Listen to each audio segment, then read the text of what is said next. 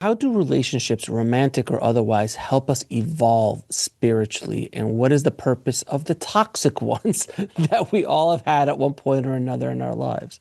Well, the simple answer is to learn to avoid them.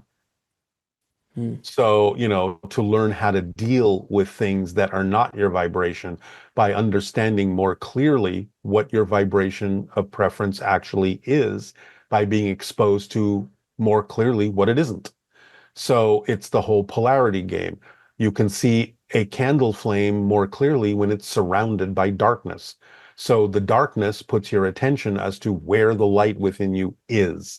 So if you are willing to stay strong, in the event you attract what may seem to be a detrimental or toxic relationship, and use that as an opportunity to find out who you really are and who you really prefer to be, and it's not this, then you have clarified something within yourself, and that person has helped you find it by being a reflection of all your fears, so that you can see clearly what fear does to people because of how they're behaving toward you.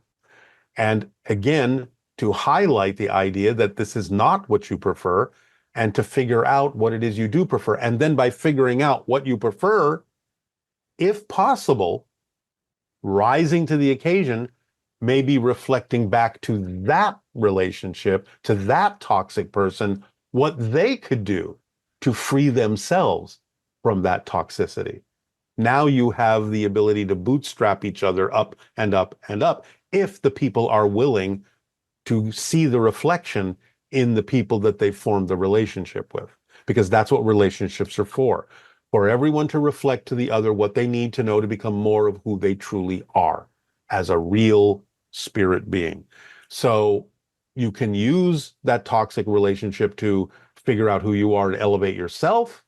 And then when you're elevated, use that elevation to help the toxic person elevate themselves if they're willing. Now, the one thing that we all have to deal with in this incarnation is the body, this suit, the meat sack that we're walking around in, as people have called it.